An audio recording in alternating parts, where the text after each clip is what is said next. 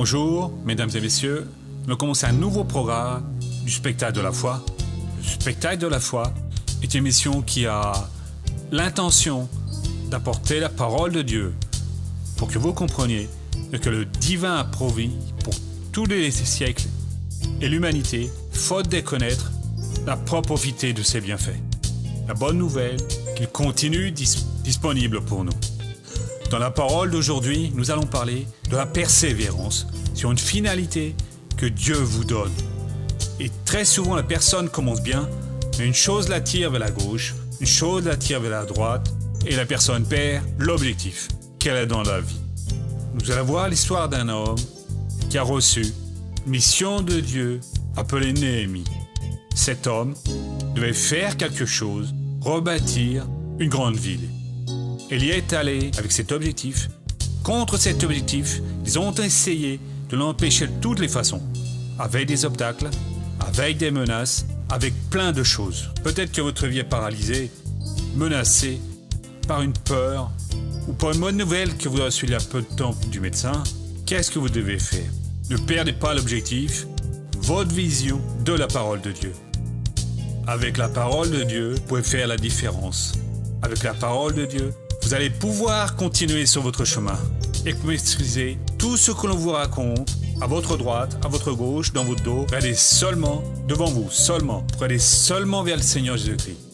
Indépendamment de votre croyance, je ne suis pas ici pour prêcher une religion, je vais prêcher ce que Dieu a envoyé par le biais de Jésus, ce qu'il a fait et ce qui est adapté pour nous et qui aujourd'hui fonctionne dans notre vie au nom de Christ. Ok? Bien. Tout de suite après, pour le cas très sérieux d'une personne qui a été libérée d'un très grave problème. Ensuite, à la fin du programme, comment tout ça, parce que maintenant, R. Suarez vient avec la parole de la foi. Nous allons applaudir avec beaucoup de joie notre commandant. Nous sommes ici, au nom de Jésus, pour une réunion pleine de bénédictions. Nous allons être en contact avec la parole de Dieu. Et quand nous sommes en contact avec la parole de Dieu, nous sommes reliés à la puissance qui a créé le ciel et la terre et qui peut passer dans votre vie et dans la vie de toutes les personnes et en une fraction de seconde faire une grande opération, vous libérant complètement. Nous allons maintenant à la première lettre aux Corinthiens au chapitre 16, le verset 13, pour que nous terminions cette étude. Nous la terminons pour le moment parce que Dieu peut avoir ou que l'on ait quelque chose de plus à dire et quand le Seigneur dirige, nous devons le faire. Ici, il est écrit la phrase suivante. « Veuillez, tenez-vous dans la foi, comportez-vous en homme et soyez forts. » Nous avons déjà vu veiller. Il y a deux directions. Vous veillez d'une façon générale. C'est quoi? Vos droits en Christ, ce que Dieu vous a donné, vous en prenez soin. Mais en plus de ça, il y a deux dangers qui guettent les chrétiens. Le premier, ils sont tentés par les plaisirs de la chair, par le monde matériel, sous ses diverses formes. Cela, c'est une erreur.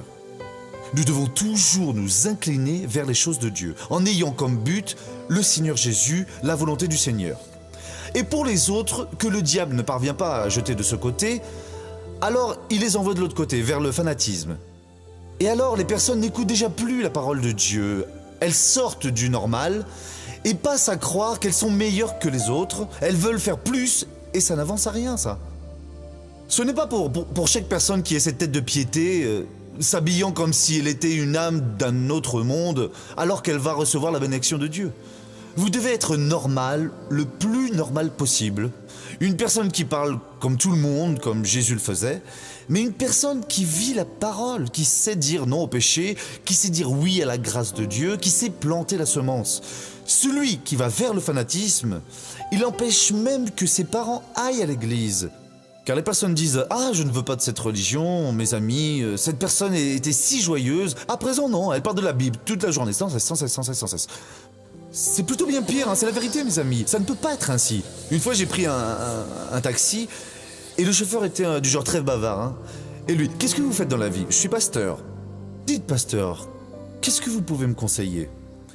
Avec ma femme, nous étions comme deux tourtereaux, nous étions vraiment très amis. Et quand elle est allée dans une certaine église, bon, il a dit l'église, hein, mais je ne vais pas le répéter, j'ai même eu l'idée. Ah, si elle allait être mieux, elle est devenue pire, pasteur. Ne vivons que dans l'église, disons que je ne valais rien, que j'allais aller en enfer, que je ne voulais pas être mon épouse. C'est elle qui a raison. Non, ce n'est pas elle, mon fils. Elle devrait être une meilleure épouse aujourd'hui, plus votre amie, monsieur.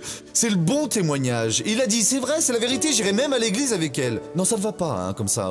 Il faut que vous veuillez. De ce côté, c'est le matérialisme, la chair et d'autres choses pire sales. Hein. Et de l'autre, le fanatisme, qui aussi, après la chair, a des choses laides. L'unique chose qui vous maintient bien dans la vie, c'est quand vous respectez la parole de Dieu. Si vous rencontrez une personne qui est ce genre de personne, une personne qui se croit meilleure que tout le monde, hein, qui ne parle avec personne, cette personne ne connaît Dieu en aucune façon. Bien, on va revenir ici maintenant, car on a déjà vu cela. Hein. Là, Paul a dit, tenez-vous dans la foi, ne soyez pas relâchés dans la foi. Soyez une personne ferme, une personne déterminée. La foi que Dieu vous a donnée, c'est la garantie de la bénédiction. Soyez ferme. Or, la foi, c'est la réalité de ce qu'on espère, l'attestation de choses qu'on ne voit pas. Ensuite, Paul a dit, comportez-vous en homme, ce qui est de la manière énergique, d'une manière active. Vous n'êtes pas une personne sotte. Vous êtes un guerrier de Dieu, mais ce n'est pas vous qui guerroyez, mais c'est le Seigneur qui guerroie toutes nos guerres. Vous êtes seulement l'agent qui détermine, qui ordonne l'effet de se produire. Si vous n'avez pas ces trois postures, plus la quatrième, que nous allons voir maintenant, vous n'êtes pas obéissant au Saint-Esprit de Dieu. Avant que j'entame la quatrième, c'est dans le psaume numéro 103, le verset 13. Voyez ce que se produit quand vous ne faites pas ce qui vous est ordonné. Je vais revenir sur ça maintenant, juste pour donner un aperçu sur cela, parce que je pense que cela est un message pour certaines personnes. Certaines personnes pensent que Dieu les a oubliées, que Dieu ne s'occupe pas d'elles. Ces personnes se disent enfants de Dieu et ne savent pas pourquoi elles ne se prospèrent pas, pourquoi elles ne sont pas guéries, pourquoi Dieu ne résout pas leurs problèmes conjugaux, leurs problèmes X. C'est dans ce verset apparemment très simple, mais qui a un sens très profond. Il dit ainsi, « Comme un père a compassion de ses fils, le Seigneur a compassion de ceux qui le craignent. » Nous sommes pressés et nous lisons ainsi, « Dieu, comme moi j'ai compassion pour mes enfants, et n'importe quel père lutte pour son enfant, paie le prix qui est nécessaire, vend tous ses biens pour soigner son enfant, affronte n'importe quel bandit pour libérer son enfant, le Seigneur Dieu a de la compassion pour ceux qui se disent ses enfants. » Et nous pensons que c'est ainsi, mais ce ne l'est pas. C'est plutôt de ceux qui craignent le Seigneur, qui respectent la parole de Dieu. Vous voyez toute la différence ici, hein? Nous coupons la déclaration au milieu et l'interprétons de travers. Normalement, ce qui vient dans le raisonnement, comme le Père a compassion de ses enfants, ainsi le Seigneur a compassion de nous, ses enfants. Non! Vous pouvez vous appeler d'enfants de Dieu, mais il a seulement compassion, non pour ceux qui s'intitulent ainsi, mais pour ceux qui le craignent, qui le respectent, pour ceux qui font, qui assument ce que la Sainte Bible dit être à eux. Nous revenons ici à présent la première lettre aux Corinthiens 16. Paul détermine en disant qu'il faut que nous soyons forts. Voyez, il n'a pas dit priez pour que le Seigneur vous fortifie. Attendez, car le Seigneur va vous fortifier, parce que vous êtes ses enfants, et lui va de toute manière vous fortifier. Non, ce n'est pas de toute manière. Nous servons Dieu par la foi, hein. Ce sera toujours par la foi. Je suis un prêcheur, mais je dois agir selon les mêmes principes que vous agissez. Je vais être très stupide le jour où je vais cesser d'agir selon les mêmes principes et juste répéter « Dieu, je te sers, le Seigneur doit me guérir ». Il le faut. Mais dès que j'agis selon les principes qu'il a établis pour nous tous, ma position de pasteur ne me place pas avant vous. Nous sommes exactement égaux. Et il est en train de dire que nous devons nous fortifier. Et comment est-ce que nous nous fortifions? En priant. Nous pouvons demander à Dieu de nous fortifier. Mais cela ne va pas venir tout seul, hein. Il nous fortifie à travers la communion que nous avons avec lui. là en Jean au chapitre 16, le verset 22, qui a été une très belle série de messages que j'ai déjà prêché sur pupitre ici, il y a 3 ans de cela, et qui a aidé, non 3 ans et demi déjà, et il y a aidé beaucoup de personnes, non il y a 4 ans et demi exactement. Je me souviens que c'était plus ou moins en août ou en juillet de l'année 2006. Je vais laisser la première partie qui n'est pas pour cette étude, tiens juste la seconde. Ainsi vous, maintenant, vous éprouvez de la tristesse. Cela n'est pas pour maintenant, c'est pour une autre étude. Mais je vous reverrai. Votre cœur se réjouira et personne ne vous enlèvera votre joie. Comprenez bien, quand nous écoutons la parole de Dieu, quand nous sommes dans l'église, adorant Dieu, et perdent beaucoup les personnes qui n'aiment pas adorer Dieu, qui n'aiment pas ouvrir leur cœur, rechercher le Seigneur, qui n'aiment pas prier. Nous allons prier, fermer les yeux. Ça veut dire perdre beaucoup les personnes qui ne rencontrent pas Dieu et qui ne s'ouvrent pas. Elles écoutent la parole, alors quelque chose attire l'attention et la personne laisse passer. Il y a quelques années de cela, ici, j'ai été sidéré. Ici, de ce côté, à ma droite, il y avait un jeune homme, une jeune fille, des amoureux, c'est beau de voir un couple. Et ils sont ainsi là, et soudain, il l'embrasse, ça devient un peu plus passionné, il le regarde et... Oh mon Dieu, ici dans l'église, mince. Allez donc chez elle, avec le beau-père, la belle-mère, présent, et montrez bien que vous aimez la jeune fille, je veux dire. Mais pas ici. Une autre fois, je prêchais, c'était dans une autre église... Il y avait une femme et vous pouvez voir que Dieu est en train de parler. Je suis là donnant le message, voyez, parce que vous le sentez dans votre cœur. Paul, eux étaient en train de prêcher dans une certaine ville et il y avait un jeune blessé au pied. Et Paul a regardé et il a vu qu'il avait la foi pour être guéri. Et Paul a crié, « Mettez-vous debout sur vos pieds » et l'homme a été guéri. Ça veut dire, je suis en train de voir Dieu bénir. Ça semble une tentation de l'enfer. Est arrivée une femme avec un joli petit enfant, elle s'est assise derrière. Et les 2 femmes qui étaient là à écouter, soudain, l'autre l'a vu, a aimé et a oublié le message et s'est mise à jouer avec le petit enfant. Le tirant ici, le tirant là, et le petit enfant riait. J'ai dit, mon Dieu, elle a laissé Jésus pour cet enfant.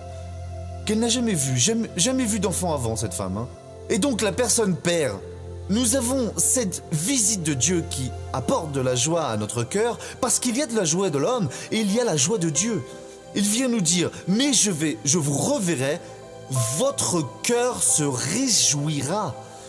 Et donc, c'est cette joie-là qui est nécessaire. Je vais expliquer pourquoi est-ce que cette joie est nécessaire.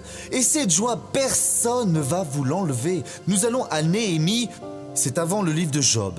C'est après les Chroniques. Néhémie au chapitre 8. Les Chroniques, Esdras, et vient Néhémie. Ensuite vient Esther.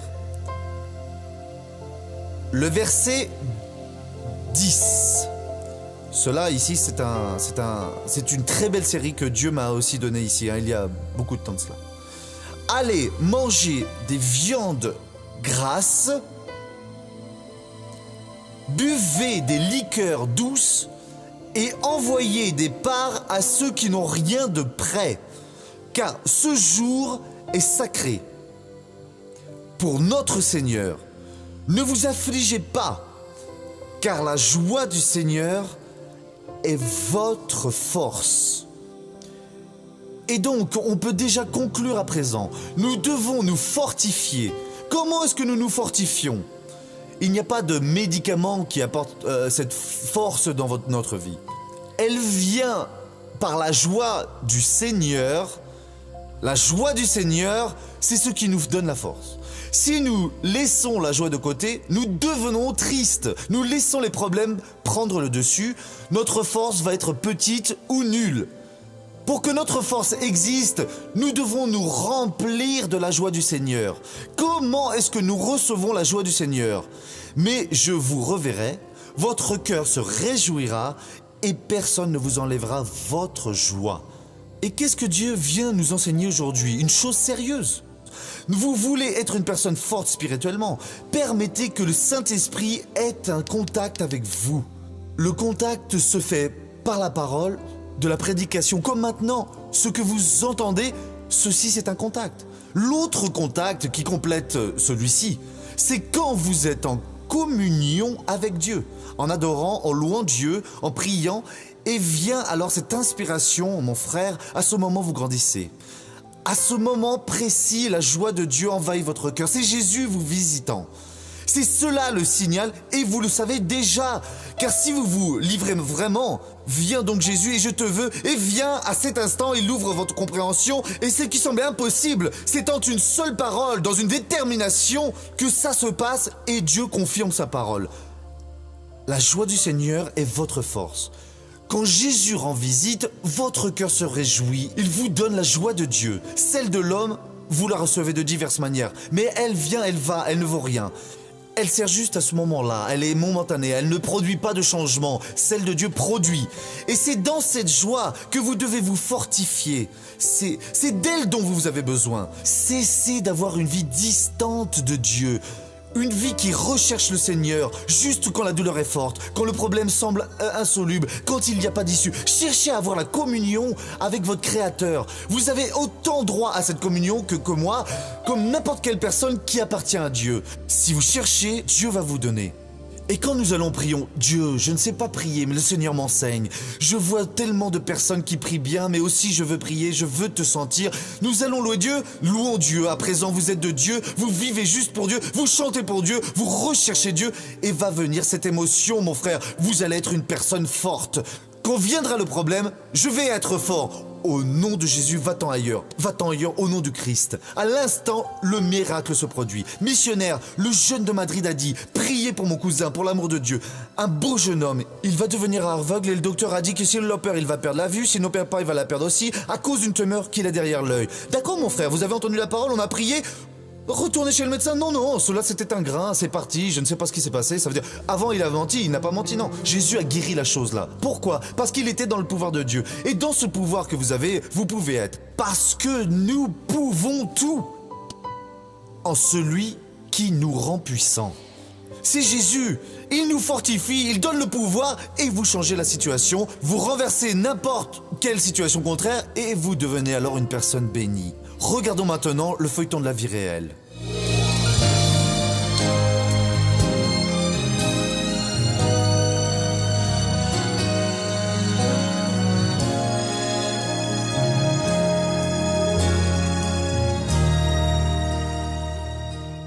Il y a 20 ans de ça, j'ai acheté cet immeuble et on a fait un contrat.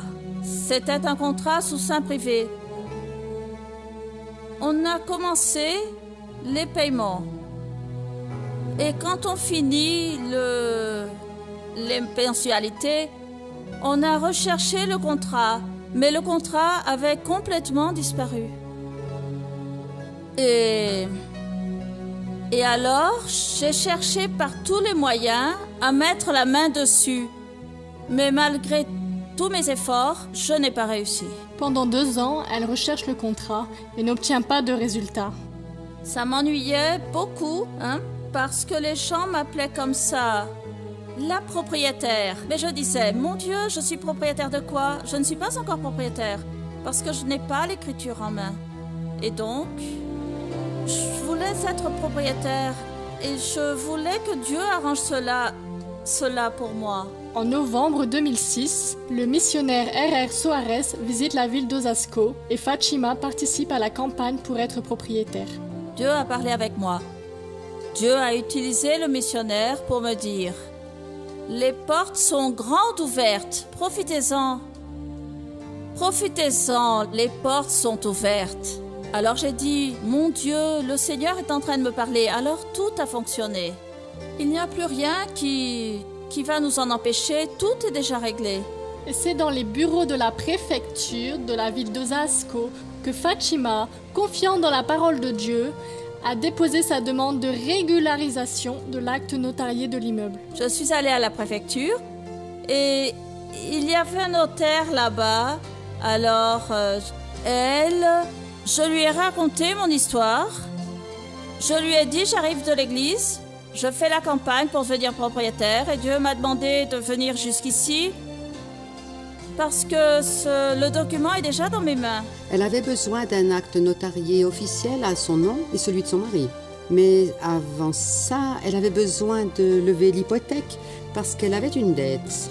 Et sans le règlement de cette hypothèque, il lui était impossible de régulariser la propriété. Et je n'avais pas cet argent. Mais j'ai dit non. Dieu a dit que les portes sont ouvertes.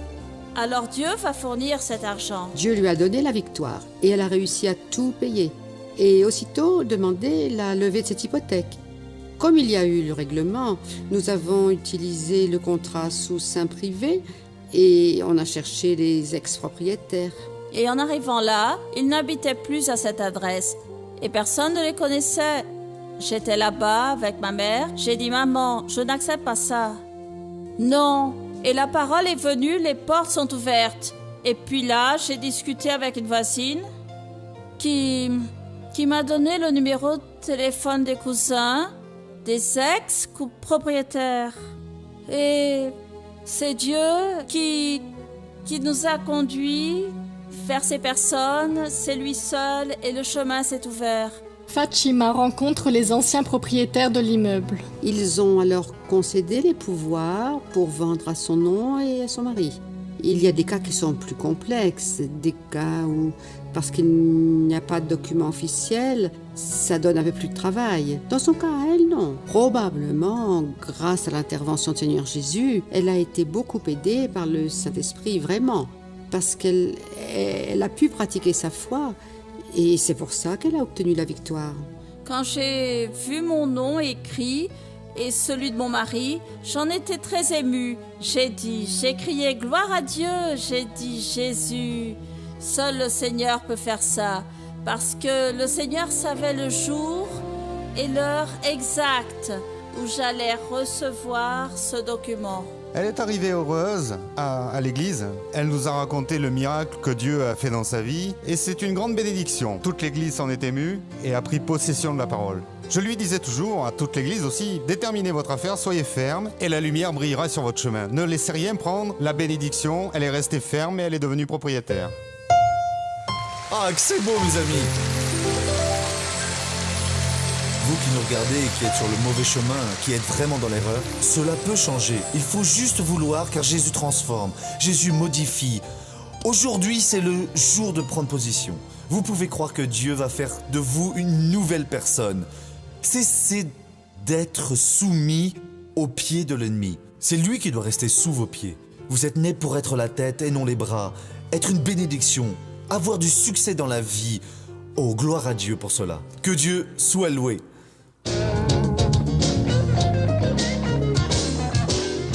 Missionnaire, je voudrais savoir à propos du style de vie, on va dire le piercing, les tatouages. J'ai déjà une explication concrète par le biais de mon pasteur, mais tous les jeunes qui n'ont pas de contact avec l'église, qui connaissent pas la parole, quelle est l'explication que vous pourriez leur faire passer maintenant? Voyez mon frère, je n'ai rien contre le piercing. C'est la Bible qui condamne si vous faites une marque sur votre corps, un tatouage, toutes ces choses. Mais ceci n'est pas la finalité de notre prêche. Car ce que les personnes ont besoin de connaître, c'est la parole de Dieu. Et si elles la connaissent, elles ne vont pas laisser faire ces dessins de papillons ici sur la main, ou même sur des parties intimes, comme les personnes laissent faire. Ces choses qui abîment la peau.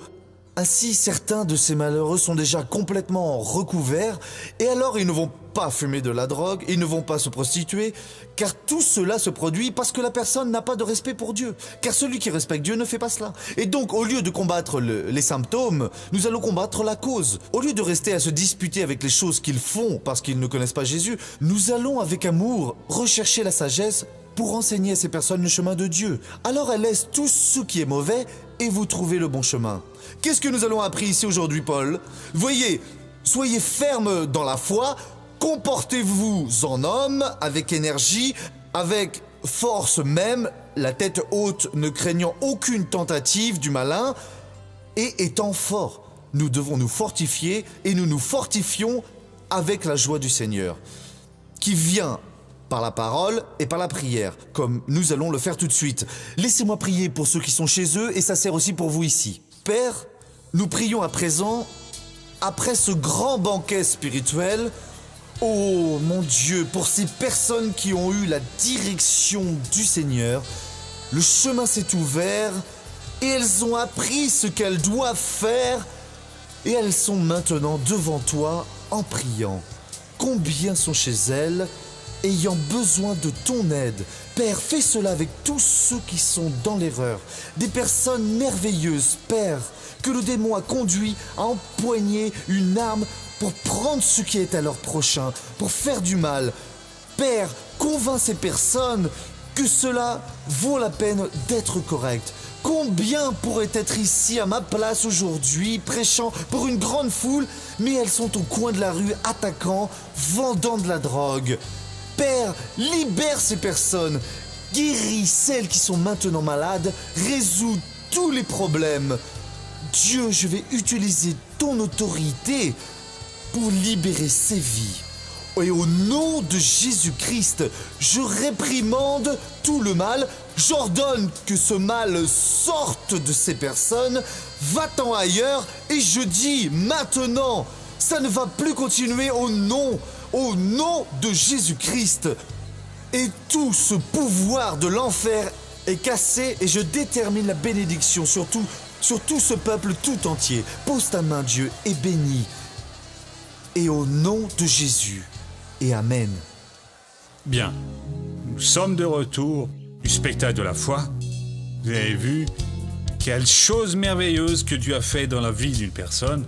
Une personne qui avait un problème, une personne qui avait besoin d'une réponse. Vous avez obtenu la foi. Comment j'obtiens la foi? En écoutant la parole de Dieu. Vous l'avez entendu ce matin, vous venez de l'entendre. Je ne sais pas si vous regardez le matin, l'après-midi ou en soirée. Indépendamment de la mort qu'il est, vous êtes attaché à cet objectif. Et quand vous êtes attaché à un objectif de Dieu, vous avez obtenu tout le droit de vivre heureux. Il y a des personnes qui sont appelées. Dieu voit en elles les conditions pour être prospères. Et pour nous aider à garder ce programme à l'antenne, elles vont être appelées de part. Vous ne payez rien pour la bénédiction de Dieu. La bénédiction de Dieu est gratuite. À présent, si Dieu a placé des désirs dans votre cœur, ne doutez pas. Appelez maintenant même notre standard à ce numéro qui va apparaître sur votre téléviseur et dites la chose suivante. Voyez, le plus d'informations sur comment être quelqu'un qui parraine, comment je vais des RS à garder ce programme à l'antenne. Et voyez, si Dieu vient vous appeler pour appeler cette œuvre, ne doutez pas. Il va vous donner les outils nécessaires pour que vous soyez un vainqueur au nom du Seigneur Jésus. Dieu appelle seulement les personnes que pour apporter un plus dans leur vie. Jamais il vous appellerait pour vous laisser dans la misère. Vous dites, je n'ai pas les moyens, ma vie est compliquée, c'est difficile, ne craignez pas.